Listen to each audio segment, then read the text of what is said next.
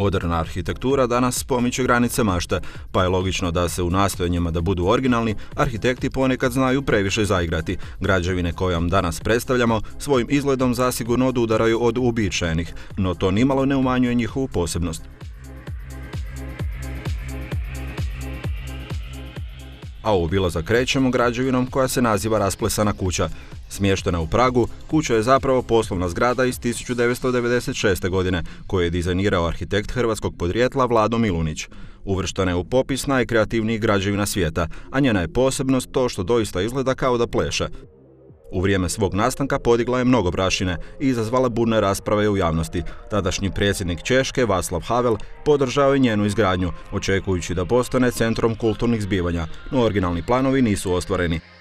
Danas je Rasplesana kuća, poznata i kao Freddy Ginger, sjedište nekoliko multinacionalnih kompanija.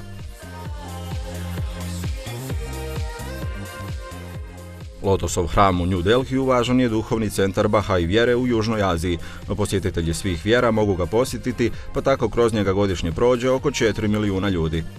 Izgrađen je 1980. godine, a zbog izgleda ga često uspoređuju sa Sidnijskom opernom kućom. Dizajnirao ju je iranski arhitekt s kanadskom adresom, Faribor Sahba, koji je bio zadužen i za nadgledanje radova izgradnje. Inspiriran izgledom lotosovog cvijeta, hram u New Delhiju sastoji se od 27 mramornih latica, koje tvore 9 strana. 9 vrata lotosovog hrama otvaraju ulaz prema centralnoj 40 metara visokoj dvorani u kojoj stane 2500 ljudi. Arhitekt je za dizajn ovog modernog monumentalnog zdanja primio nekoliko nagrada, između ostalih i onu Globe Art Akademije sa sjedištem u Beču. Kuće u obliku kocaka smještene u Rotterdamu osmislio je arhitekt Piet Blum, koji je na ideju o gradnji ove građevine došao 70. godina prošlog stoljeća. Dizajnirao je nekoliko zgrada u Helmondu, a zatim ga je grad Rotterdam zatražio da dizajnira kuće koje bi bile na vrhu pješačkog mosta. Blum se odlučio za kuće u obliku kocaka. Koncept prilikom dizajniranja bio mu je stvaranje apstraktne šume, pri čemu svaka kuća predstavlja jedno stablo. Kocke su nagnute i postavljene na heksagonalne stupove i u njima je smješten prostor za življenje podijeljen na 3 etaže. Soba na najvišoj etaži pruža spektakularan pogled, budući da je vrh sobe trostrana piramida s prozorima na svim stranama.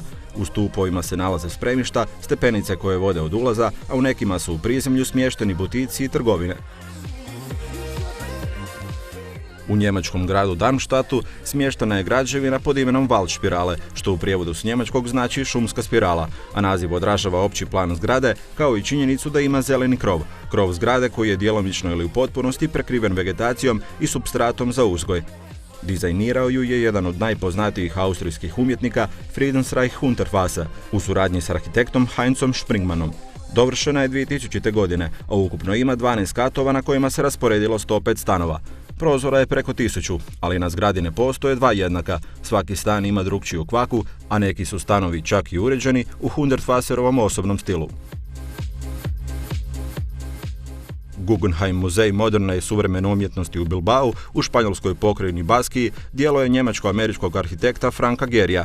Smješten je na površini nepravilnog oblika, uz rijeku Nervion, u središtu kulturnog trokuta kojeg tvore stara gradska vijećnica, sveučilište Deusto i muzej likovnih umjetnosti. Neprimjetno je integriran u urbanu vizuru sa svojim komponentama od čelika, stakla i kamena koje se međusobno povezuju u cjelinu.